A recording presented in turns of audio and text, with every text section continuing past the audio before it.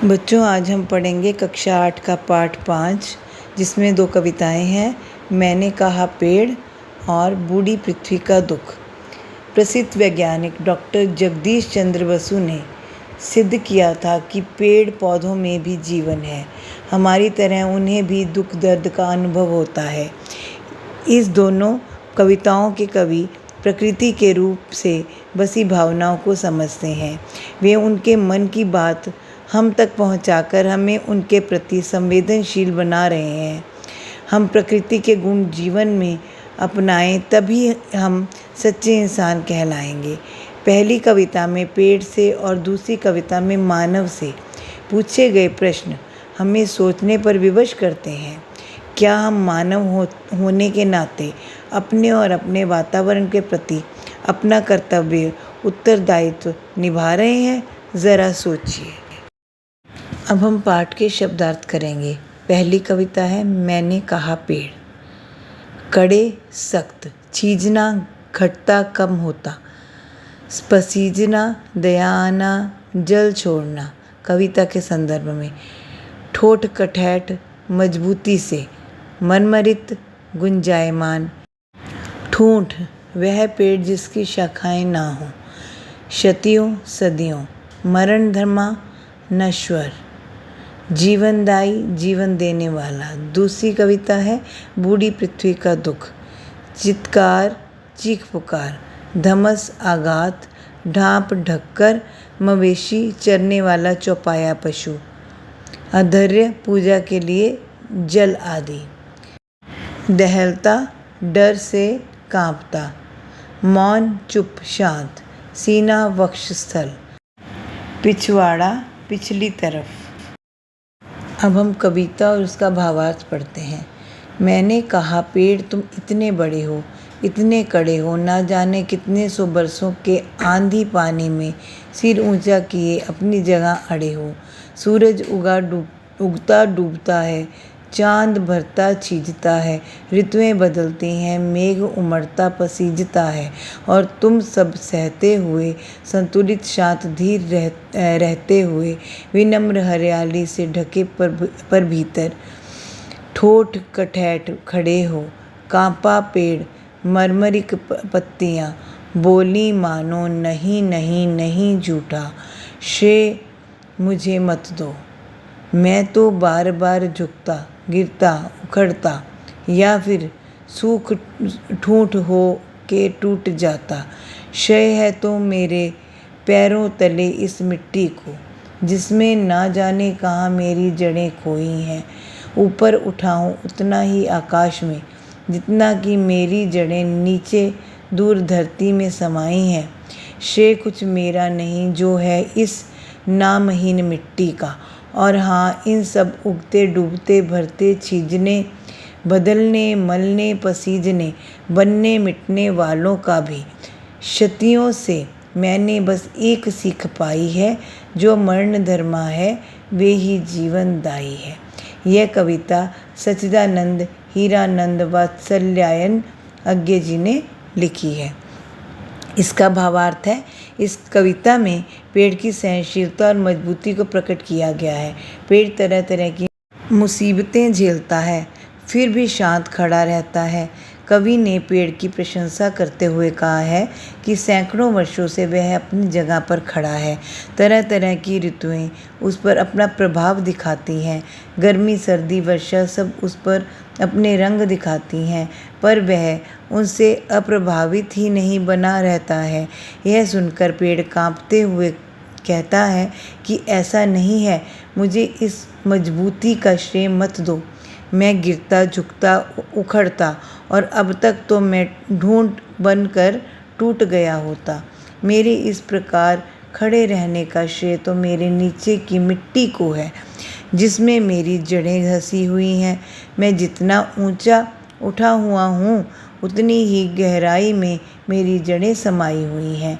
श्रेय तो केवल इस मिट्टी को ही है। अपने सैकड़ों वर्ष लंबे जीवन में मैंने बस इतना ही सीखा है कि जो मरण धर्मा है वे ही जीवनदायी है। दूसरी कविता है बूढ़ी पृथ्वी का दुख। क्या तुमने कभी सुनी है सपनों में चमकती कुल्हाड़ियों के भय से पेड़ों की चित्कार? कुल्हाड़ियों के वार सहते किसी पेड़ की टहनी टहनियों में दिखाई पड़े हैं तुम्हें बचाव के लिए पुकारते हजारों हजार हाथ।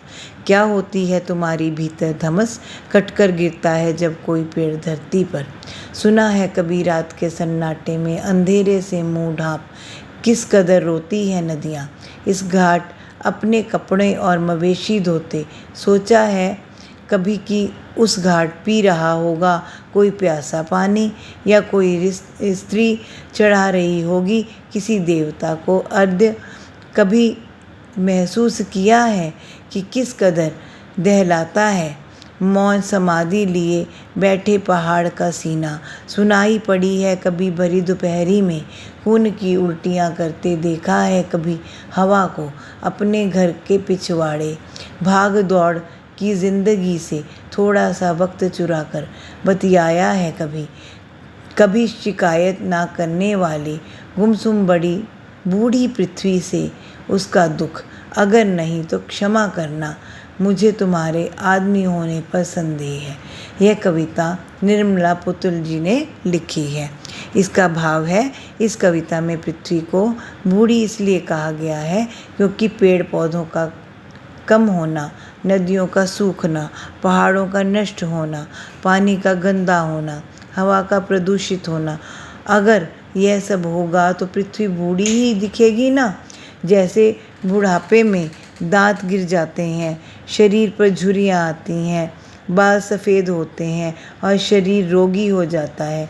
मनुष्य को अपने स्वार्थ को छोड़कर भय से चीखते पेड़ों के दुख को महसूस करना और इन्हें बचाने का प्रयास करना चाहिए।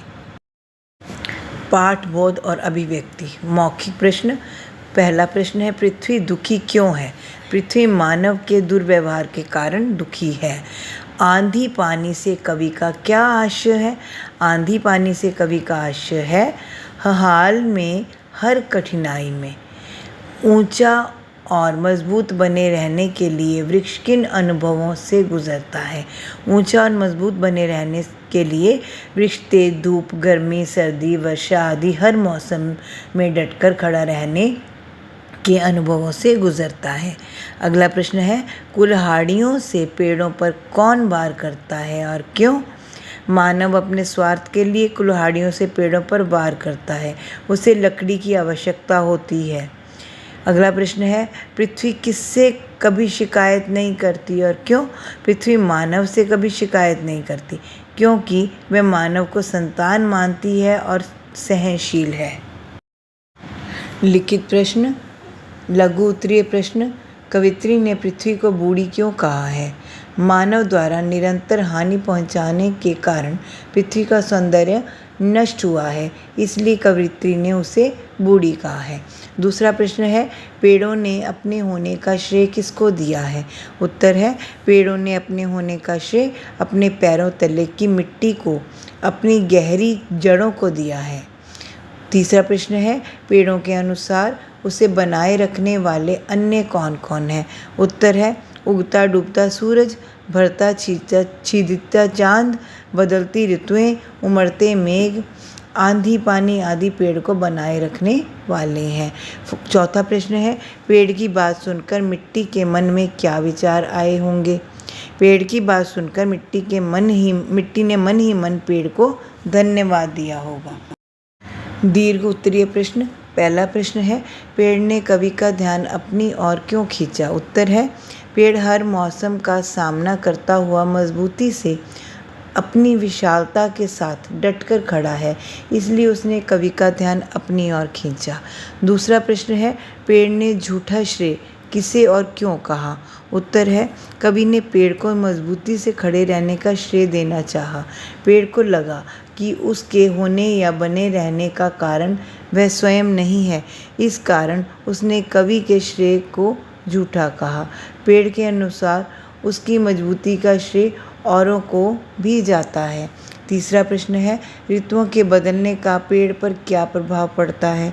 उत्तर है, ऋतुओं के बदलने पर कभी पेड़ों के पत्ते झड़ जाते हैं, कभी कोपलें, हरे पत्ते, फूल फल आदि वे वृक्ष आदि से वृक्ष लद जाते हैं। अगला प्रश्न है, प्रथम कविता में पेड़ के उत्तर से उसके स्वभाव की कौन सी विशेषताएं पता चलती हैं? मनुष्य से उसके स्वभाव की तुलना कीजिए। उत्तर है, पेड़ के उत्तर से पता चलता है कि वह संतुलित, शांत, सहनशील, विनम्र और कृतज्ञ है।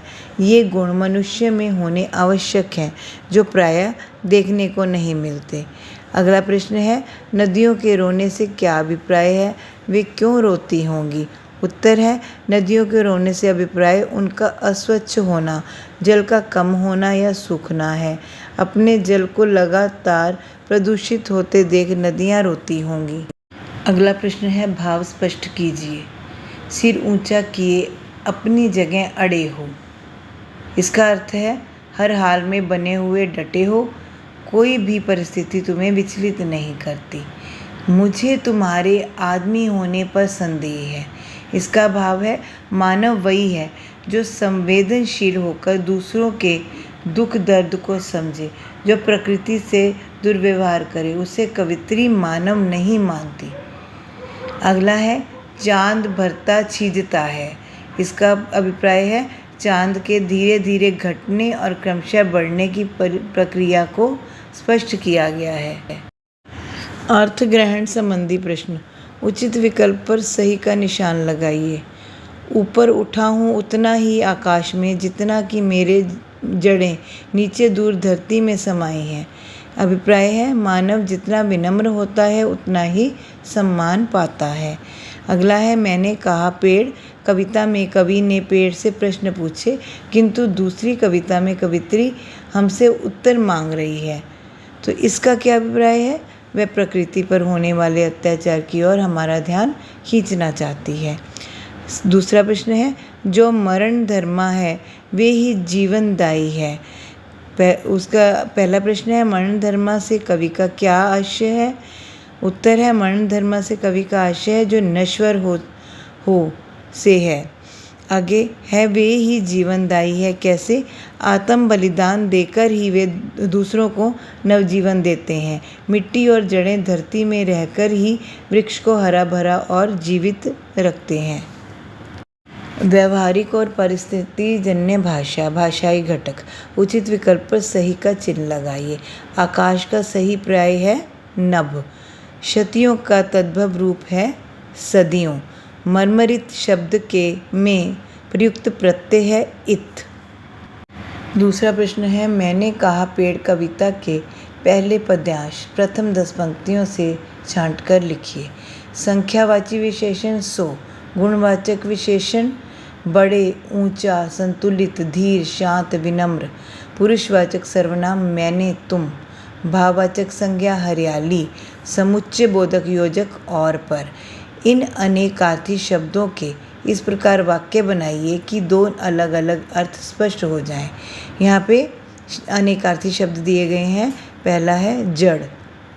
लगातार अभ्यास से जड़ बुद्धि वाले मानव भी सफल हो जाते हैं। जड़, पीपल के वृक्ष की जड़ें गहरी होती हैं। दोनों का अर्थ अलग अलग है। पर, मोर के सुंदर पर सबको भाते हैं। पर, मेरी हवाई यात्रा करने की इच्छा भी थी, पर मेरे पास इतने पैसे ना थे। मत, गांधी का मत था कि सत्य में शक्ति है। मत, किसी को व्यर्थ गाली मत दो। कविताओं में से दो तत्सम, तद्भव और देशज शब्द छांट कर लिखिए। तत्सम शब्द है शतियों मौन। तद्भव शब्द हैं घर अंधेरे। देशज शब्द हैं चीजता धम्मस। अगला है, निम्नलिखित मुहावरों का अर्थपूर्ण वाक्यों में प्रयोग कीजिए। वक्त चुराना, आपकी व्यवस्था दिनचर्या से कुछ वक्त चुरा लूँ, आपसे ज़रूरी सलाह लेनी है। जी चुराना, काम से जी चुराना आलसियों की आदत होती है।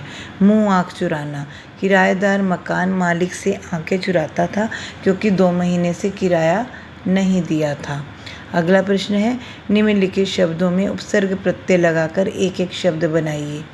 भय, सभय, स्त्री, स्त्रीत्व, घर, घरेलू, खून, नाखून, शिकायत, शिकायती, पत्थर, पथरीला। तो बच्चों, आशा है आपको ये पाठ समझ में आ गया होगा। तो मिलते हैं फिर अगली वीडियो में। तब तक के लिए गुड बाय।